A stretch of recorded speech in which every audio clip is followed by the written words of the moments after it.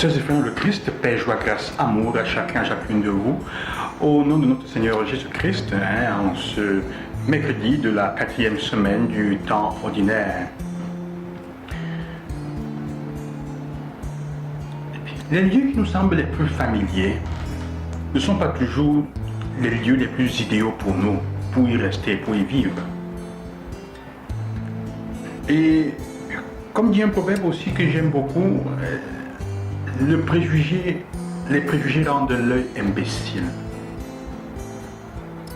L'évangile d'aujourd'hui nous permet d'être un exemple clair de ces deux expressions que je viens de vous dire et de vous citer, et ce qui sont exprimés envers Jésus.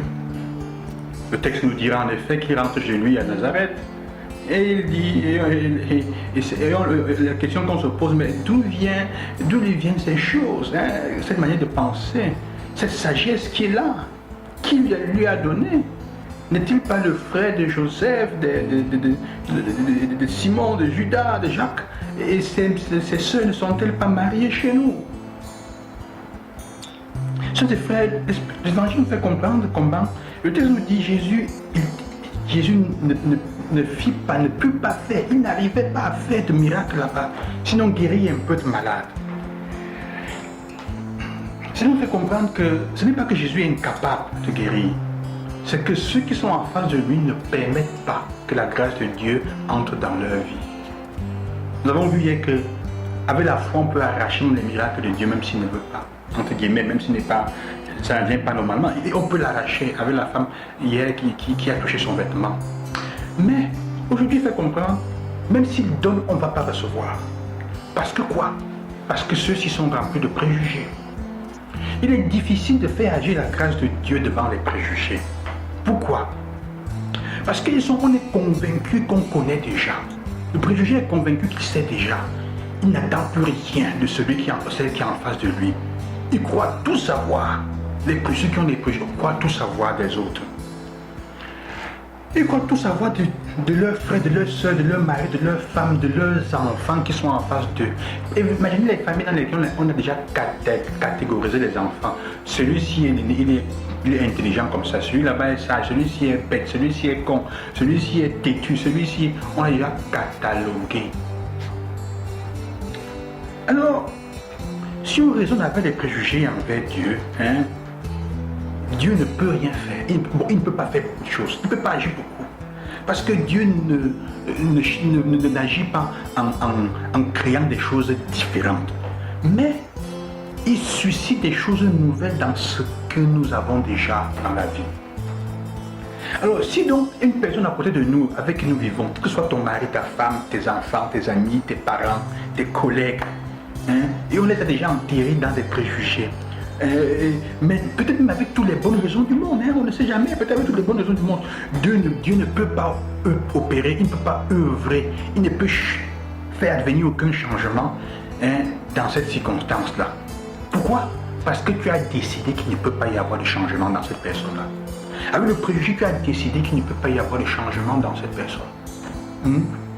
Tu attends donc, tu attends que des personnes... Tu attends des personnes nouvelles, que des personnes nouvelles entrent dans ta vie. Le mari ou la femme va aller chercher des personnes nouvelles, mais on ne va attendre aucune nouveauté des personnes avec qui on vit déjà. Et même si la personne a des nouveautés, voilà, il y a un mécanisme pervers qui va se développer. Qu'est-ce qui va se passer? Je prends un exemple. Ton mari ou ta femme n'a pas l'habitude de faire quelque chose, c'est pas moi. Ton mari rentre à la maison et il t'apporte un cadeau, un bel habit. Il n'a rien fait. Il boit souvent, peut-être qu'il boit souvent. Ce jour-là, il t'a surpris. C'est une surprise, il ne fait pas l'habitude de ça. Au lieu d'accueillir, c'était un début de changement. Tu es capable de voir le changement. Tu commences à te poser la question, qui sait ce qu'il veut? Qui sait ce qu'il va vouloir ce soir? Et tu commences à réagir en disant, tu as même pris l'habit là où? Sûrement, c'est même pas ça qui a acheté. Quelqu'un est passé, t'a donné, a lancé sur toi, tu es venu me donner. Je vais aussi prendre ça comme ça. Et tu commences à dénigrer le geste. Cet homme qui avait commencé à changer en t'appelant quelque chose, tu as tué dans l'œuf de changement qui était déjà là. Même chose pour ta femme, peut-être que ce jour-là, elle a cuisiné quelque chose de meilleur, elle s'est habillée différemment et tu tues dans l'œuf parce qu'elle n'a pas l'habitude de le faire. Les enfants, c'est la même chose. Ton enfant fait une chose qu'il ne fait pas d'habitude pour essayer d'attirer ton attention. Ce jour-là, ah, ton frère fait mieux. Tu n'as même pas apprécié. Et tu ne sais même pas bien fait. Tu as tué le changement dans l'autre. Vous pouvez voir comment le préjugé rend l'imbécile. Je me souviens de cet ami, de ce confrère qui était africain, était noir. Il allait souvent faire l'apostat dans notre paroisse avec un autre confrère mexicain. Alors il y avait un pauvre là, un monsieur qui était toujours là pour demander l'aumône. Et toutes les fois qu'il les voyait venir à deux, il ne se tournait jamais vers mon ami qui était africain. Il se tournait toujours vers celui qui était mexicain parce qu'il avait la peau claire pour lui demander. Il négligeait, il ne parlait jamais avec le Congolais, avec l'ami africain là. Oui, il était congolais, hein, il était congolais. Alors, le point c'est quoi? C'est que celui qui était congolais est en fait celui qui avait toujours l'argent dans ses poches. Le mexicain n'avait presque jamais l'argent dans ses poches. Donc le monsieur, pour son préjugé de sachant que les noirs n'ont rien, ne peut pas avoir l'argent, se tournait vers celui qui avait la peau claire, mais en fait, il perdait l'opportunité d'avoir l'argent de celui qui avait vraiment l'argent, qui était celui à la peau obscure. Et c'est ça que Jésus fait comprendre. C'est pour ça qu'il ne peut pas faire des miracles. Souvent, avec nos préjugés, nous perdons l'opportunité que les grâces de Dieu se manifestent dans notre vie. On a catégorisé les personnes d'une certaine manière. Et alors on empêche. Ceux qui pouvaient nous aider, même parfois, sont ceux souvent que nous regardons mal. Et on les met, on les dénigre, on met dans on catégorise. Ce de faire, le Seigneur vous accompagne aujourd'hui, qui donne la grâce d'apprendre à purifier notre façon de voir.